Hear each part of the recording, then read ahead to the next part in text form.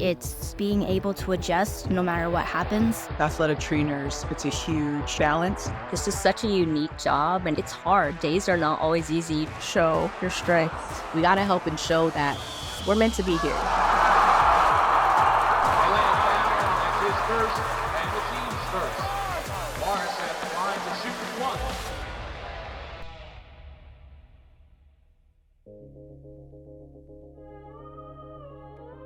Why did I want to become an athletic trainer? That is such a complex question. I thought it was the best way to be somewhat in the medical field, but more so to help athletes. I love sports and I've always watched sports and played sports growing up. It was like a perfect marriage of my two specialties and interests, medical and sports. I was an athletic training aide in high school, and hearing senior students get up and talk about the lateral ankle ligaments, which I felt like, whoa, wow, they know this?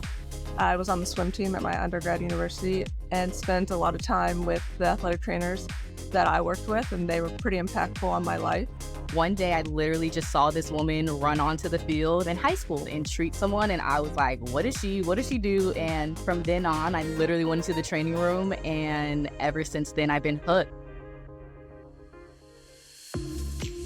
Athletic trainer is a really valuable role because it's hard to recognize when you're just watching on TV every night how physically demanding it is to go play one basketball game, let alone 8 games in 12 days. The medical staff in general work really hard to provide the best resources to make sure that the athletes feel like they can perform at a high level every night. Whatever they need, we're there to make sure that the next day they can hit that repeat and just continue to go. The biggest thing I think we bring to the table is trust. We're one of few people in the building who are able to spend majority of our time working with the players, and we're able to build rapport or relationships. You're so heavily relied on as far as health and longevity of their career. Our athletes know that we have their back from their highs, their lows, and everywhere in between. With myself being an African-American woman and being roughly the same age as these players, it's comfort to them. Because the reality is this, most of our players are African-American males. So a lot of them see me as a sister. They see me as a mother figure. They see me as some of them call me an auntie. They come to me a lot about their problems that they won't come to our male counterparts about. And that helps us to give them a holistic care. When they come into the training room and they lay on the table, they can just be themselves. You can create an athletic training room that is a safe space. It allows you to develop an authentic relationship. Being the front line and a very safe space where there's no media, no coaches. They really look to us for support. Really changing the perception that mental health is a weakness is something that these athletes are really able to impact. They understand and value how important taking care of your mental health is. We were the first team to have a full-time sports psychologist and now have 2, and both of them travel with us. Being that person that they are vulnerable with and rely on to help them get back on the court, that to me selfishly is one of the best feelings, because it's like, you know that all of that training, all of that knowledge that you have in that brain, it's working and it's worth it. Or when I rehab them after surgery, like, that's my knee. Got into this industry and career to help others beyond the 4 walls of the buildings that we're in. I like to impact them as much as I can when it comes to even just their life. Having a mentor, no matter what field you're in, is so important because, one, they've been there. They've done it. They were students before. They understand the pressures, the confusion, the lack of confidence that you go through during those times.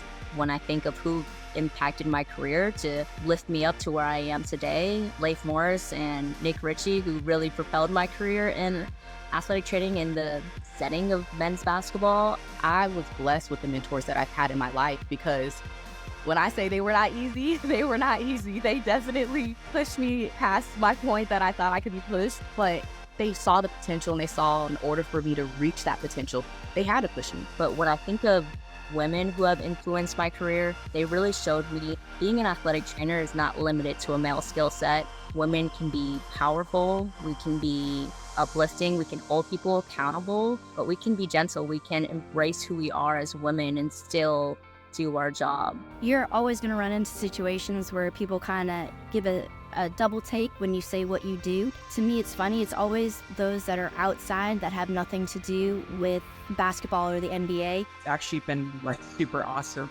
to meet other women within our profession and collaborate with them and share different experiences with them. Pulling on each other's knowledge is huge. I do that even now. I might not know of something, but my coworker might have a great idea. The Spurs have done an extraordinary job in supporting me and the differences that I bring to the table, but also everyone in our staff. In order to leverage the power of diversity, you have to allow them to express themselves. Because it allows people to bring different perspectives to situations. Everyone on a team has something unique to offer. It's really important to build on people's strengths to have the most success. I think I used to really downplay the whole idea. I made it as a female because I just didn't want it to be because I was a female, but I think what I've learned is the importance of being visible so that young women and little girls can recognize that there really are no limitations. What you do is never going to be who you are. So working in the NBA is never going to define you. Being a woman in the NBA is never going to define you. The decisions that you make and who you are is what defines you.